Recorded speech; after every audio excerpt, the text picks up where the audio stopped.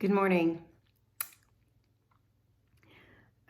Today's Monday, August 3rd, and we'll be looking at Luke chapter 20. Chapter 20 marks the virtual end of the Luke exclusives. Most of the exclusive stories to Luke have been told, parables and teachings of Jesus. There's a couple of things in the Passion that are exclusive to Luke that we'll be looking at. However, the chapter 20, it consists of all of material that we have seen before in Matthew and in Mark. And so we start out with the chief priests, scribes, elders questioning Jesus' authority. And that's the same archetype and the same language that is used in Mark and Matthew. Then we move on to the parable of the wicked tenants. And we've seen this parable in all three Gospels, similarly presented with the same general language. And so I'd like to turn to that parable now. We've described it before in the last two Gospels, but in Luke, I'd like to just delve into it because seeing that it's in all three, I think it has a message for us. So, let me just refresh your memory on the story. Sorry, I sneeze. What happens in the story is the first three servants are sent to collect the harvest from the tenants. The vineyard owner buys the vineyard, sets up the tenants, and then goes away to a far off country and sends a servant to go and collect the harvest because this is the landowner. And the tenants who have been taking care of the land and reaping the harvest beat the servant and sent him away empty 3 times. In the other Gospels, one time they kill him and it's a different story, but in Luke, he is beaten and sent away empty 3 different times. Or a different servant is done. This is done to a different servant. So for the 4th time, to try to collect what he's owed, the vineyard owner sends his son. Surely they will respect my son. And they kill the son, thinking they can gain his inheritance that way. And that's the end of the parable. And then Jesus says to them, "What then will the vineyard owner do?" And Jesus answers his own question. He will come and destroy those tenants and give the vineyard to others. In this parable, the vineyard owner is God.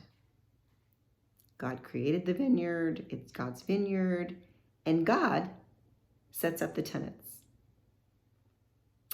The wicked tenants are, by this passage we see, recognizing themselves that they are the object of this parable. The wicked tenants are the religious leaders.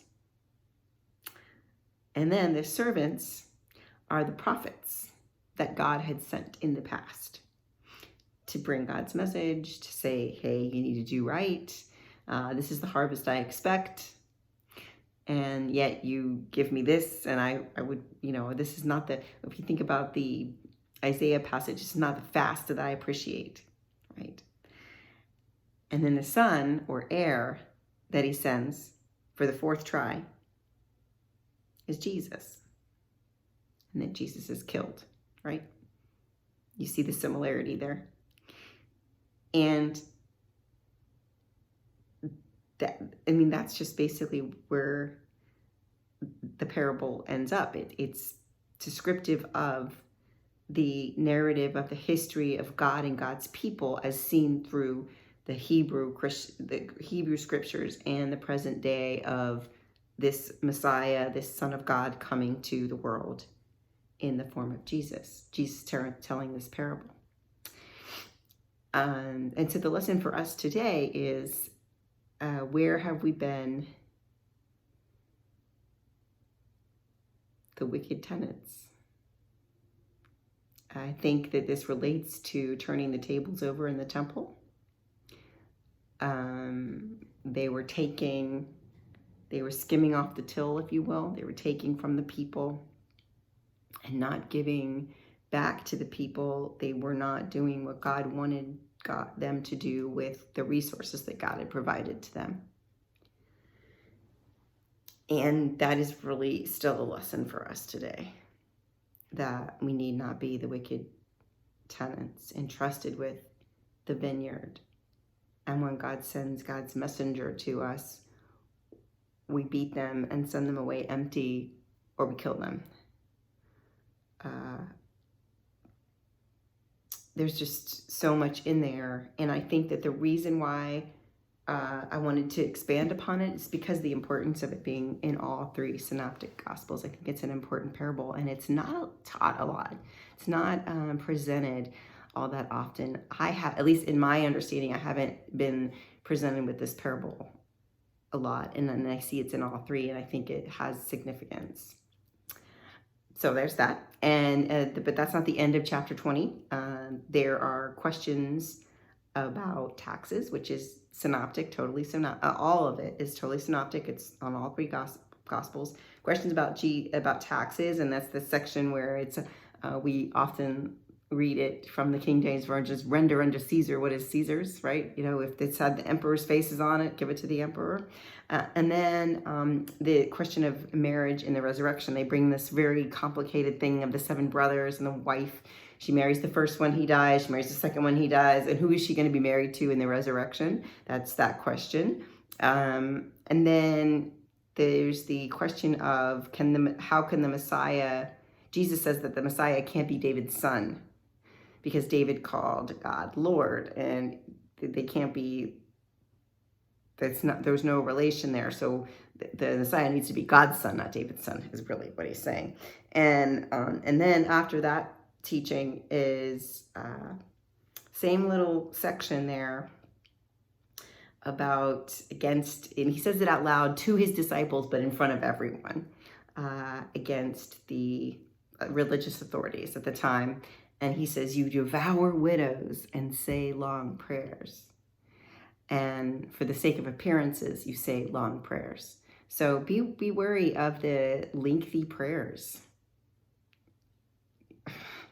Right? Sometimes you're just in a Thanksgiving and you're standing there and you're like, you know what? God knows all this. Be wary of lengthy prayers in front of a lot of people. See, because prayer is so important. It's such an essential part of what we should be. We should be breathing in and out. We should be constantly in communication with God. And if you are constantly in communication with God, then you're more in tune to what a prayer really is. And Jesus gives us a lot of teachings about prayer, like when he teaches about how the religious leader comes into the place, the prominent citizen, and he prays, oh, thank you, Lord, that you made me so righteous, and not like this sinner here, this tax collector, and the tax collector is just praying, Lord, have mercy on me. It's a simple prayer. It's an honest prayer. It's a prayer from the heart. So there it is. Just, let's if people don't know how to pray, they say, I don't know how to pray. It's no formula for prayer. Prayer ought to be the honest yearnings of your heart, and you have to start somewhere with it. It's a relationship. It's basically like, hello, are you out there? Do you, depending on where you are, help me with this passage. I don't understand these tenants. Is there grace in here for the tenants? Who's, anything you encounter, you can ask God for guidance on it. And one of the most important things about prayer is the listening. No, your computer didn't freeze. The silence, the space for God to speak. And that's prayer too. That's how you pray, to some degree. There are other ways too, but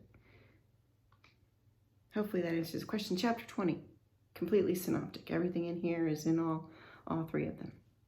So we are looking into more teachings of Jesus, and at the end of the next chapter, we enter the Passion narrative. God bless you.